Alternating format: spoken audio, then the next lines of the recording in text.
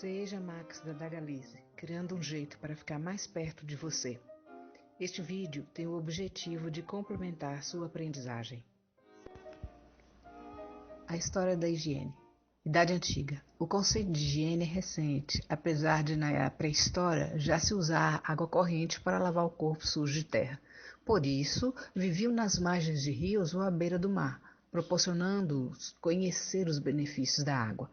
Primeiros registros do costume de se banhar individualmente pertence ao Antigo Egito, 3.000 anos antes de Cristo. Os egípcios complementavam o banho com alguns produtos, cinzas, bicarbonato de sódio e argila faziam parte do ritual.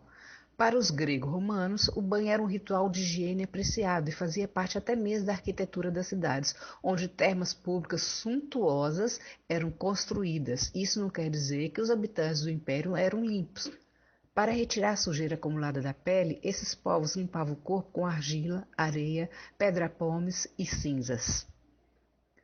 Outro processo comum era utilizar o stringel, uma espécie de espátula de metal que era esfregado na pele depois que o corpo era todo besuntado com uma espécie de óleo. Idade Média. Lixo nas ruas, odores terríveis espalhados por todos os cantos, nobres ricos com dentes podres e roupas nojentas. Durante a Idade Média, na Europa, precárias condições de higiene causaram o surgimento de pragas mortais, como a peste negra, transmitida por ratos e pulgas, e matou 1/3 do continente. Durante séculos, não se associava a proliferação de doenças com a falta de higiene. Manter-se limpo não era um costume popular em regiões mais frias. Tomar banho no inverno era uma tarefa dura numa época sem chuveiro quente. A cristandade varreu da Europa as termas, o esporte e outras atividades que as pessoas se expusessem demais.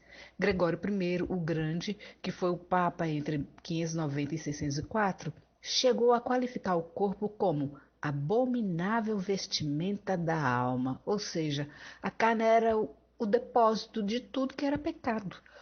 Com tantos pudores, o prazer de tomar um banho de corpo inteiro passou a ser visto como um ato de luxúria. Lavar as mãos e o rosto, às vezes, nem isso, bastava. Quando muito, era aceitável tomar um banho por ano. Não existiam dentifrícios, creme dental ou escovas de dentes, perfumes, desodorantes, muito menos papel higiênico. As excrescências humanas eram despejadas pelas janelas do palácio e das casas. Na Idade Média, a maioria dos casamentos ocorria no mês de junho, para eles o início do verão. A razão é simples, o primeiro banho do ano era tomado em maio, assim em junho o cheiro das pessoas ainda era tolerável. A noiva recebia plantas e ervas dos convidados, com o significado de desejar boa sorte e felicidade. Mais tarde, trocadas por flores que simbolizavam a fertilidade e para disfarçar o mau cheiro. Daí termos em maio como o mês das noivas e a origem do buquê, totalmente explicada. Idade Moderna. O Palácio de Versalhes, em Paris. O suntuoso palácio não tinha banheiros. Em dia de festa, a cozinha do palácio conseguia preparar banquete para 1.500 pessoas sem a mínima higiene.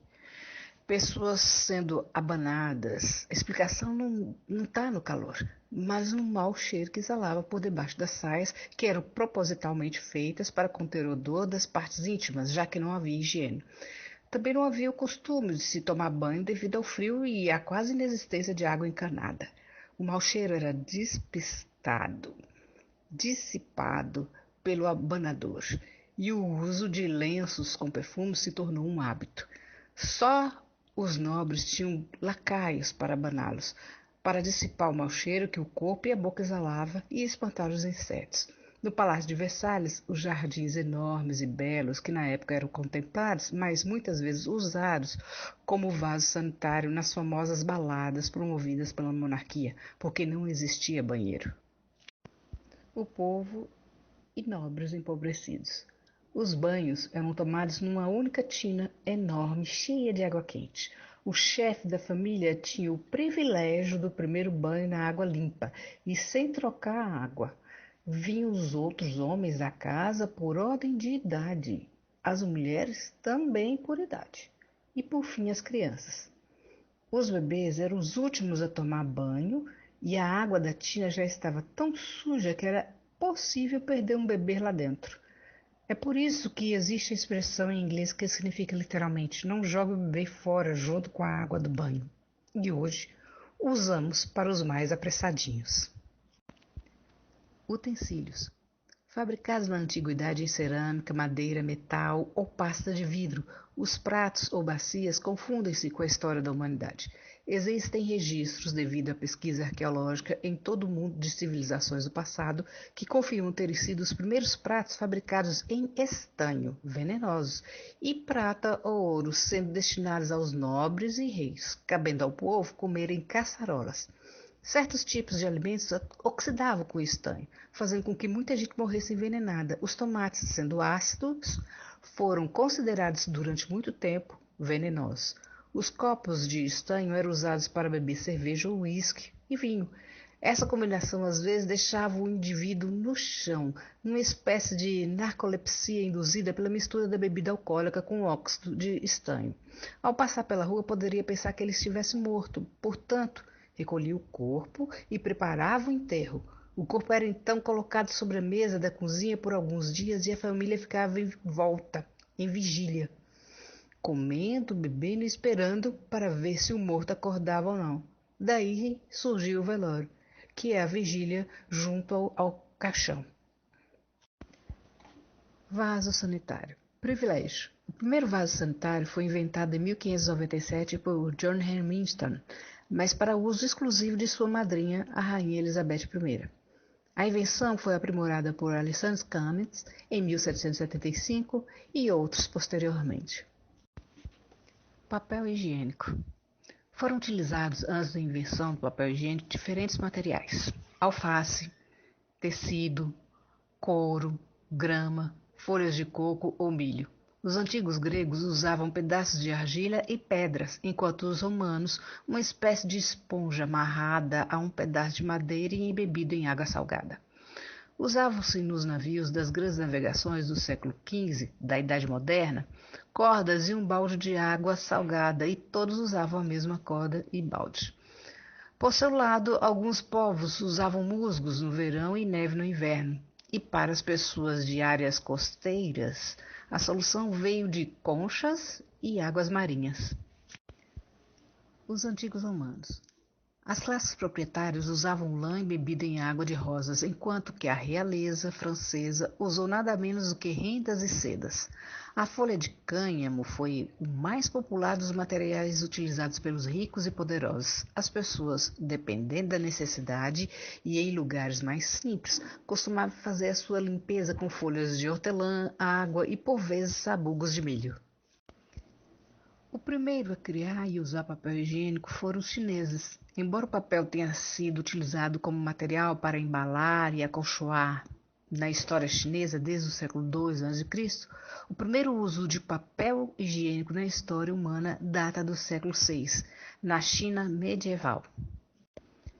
Muçulmanos medievais tinham e têm um grande cuidado com a sua aparência. Al-Zarawi foi um especialista, um médico famoso e cirurgião. Ele incluiu em seu livro médico chamado Al-Tarif um capítulo dedicado totalmente aos cosméticos e cuidados pessoais, com inovações consideradas hoje banais para nós, chamado a medicina da beleza. Eles não usam papel higiênico e sim uma ducha ou balde com água, em algumas regiões cinzas. Ao contrário da Igreja Católica, os muçulmanos são extremamente zelosos pelo asseio físico. Está no Alcorão Sagrado, capítulo 5, versículo 6. Ó fiéis, sempre que vos dispuserdes a observar a oração, lavai o rosto, as mãos, os antebraços até aos cotovelos. Esfregai a cabeça com as mãos molhadas e lavai os pés até os tornozelos. Joseph C. Guthrie foi o primeiro a comercializar papel higiênico por volta de 1857. O produto consistia-se de folhas de papel umedecidas com aloe, chamadas de papel medicinal Guthrie. Um novo produto, muito caro, comercializado sob um slogan visionário, a maior necessidade da nossa era. No entanto, foi o inventor americano Seth Miller, 1838-1905, da cidade de Albany, em Nova York, quem elaborou e patenteou a conhecida forma de rolo picotada em 25 de julho de 1871. Improvement Wrapper Paper, melhoria em papel acondicionado, numa tradução livre. Reivindicava que o uso em formato de rolos era mais fácil de estocar e guardar e que não seria possível espalhar o papel em uso por uma corrente de ar, como geralmente ocorriam com as folhas que eram vendidas comercialmente.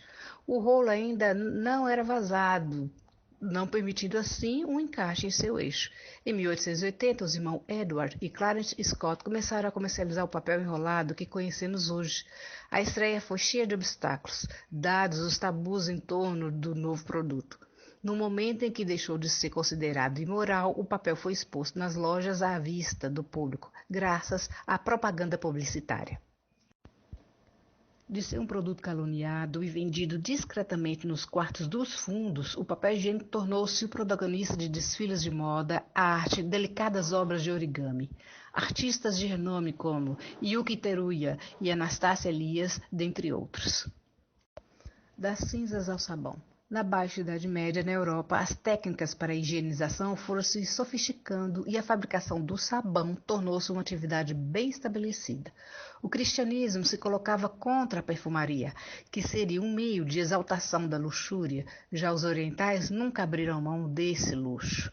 Com o tempo, as gorduras vegetais e animais ganharam então mais importância e eram misturadas às cinzas de plantas e fragrâncias, compondo este conhecido artigo de limpeza. Sabonetes passaram a existir só para os ricos. Nicolas Leblanc, um químico francês, descobriu em 1791 um método barato e eficiente para se obter sabão de qualidade disponível para outras classes sociais, usando tanto para a higiene da pele e dos cabelos, como também das roupas e outros materiais. Mais tarde, em 1848, em Viena, o médico Ignaz Semmelweis percebeu que o simples ato de lavar as mãos numa solução de cloro antes de se realizar partos diminuía muito a mortalidade materna. Apesar de perseguido na época e se suicidado, ele deu o primeiro passo para o desenvolvimento da higiene e da asepsia, aprimoradas posteriormente por nomes como Louis Pasteur. A evolução da escova de dente. Os homens da caverna limpavam os dentes com galhos e folhas de árvores. Os assírios usavam as mãos e dedos. Manuscritos encontrados na antiga Babilônia indicam que os palitos de ouro eram utilizados para a higiene bucal há 3.500 anos a.C. Já os gregos, com penas de abutre e espinhos de porco-espinho. O objeto que chegou mais perto de uma escova foi achado no Egito. Era ramos de plantas, fibras vegetais, raízes de árvores que, quando desfiados, pareciam um pincel, conhecida como shear stick ou palito de mascar. A escova era feita mastigando-se ou amassando as pequenas raízes até que as fibras de uma das pontas se soltassem o suficiente para formar uma escova rústica. No século XV, na China, a matéria-prima para a escova eram os pelos de animais, principalmente de porcos e cavalos, que eram amarrados a pedaços de ossos ou varas de bambu. Isso machucava a boca das pessoas e os pelos acumulavam umidade e acabavam mofando. As famílias compartilhavam a mesma escova. Assim, um passava doenças bucais para o outro.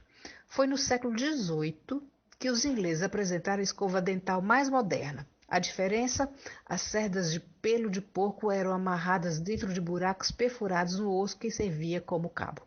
A escova mais antiga da Europa tem aproximadamente 300 anos, descoberta durante escavações arqueológicas em um antigo hospital municipal de Minden, na Alemanha. As cerdas de nylon que usamos hoje foram desenvolvidas em 1938 por Robert Hutton, nos Estados Unidos. Praticamente tudo na vida tem sua evolução.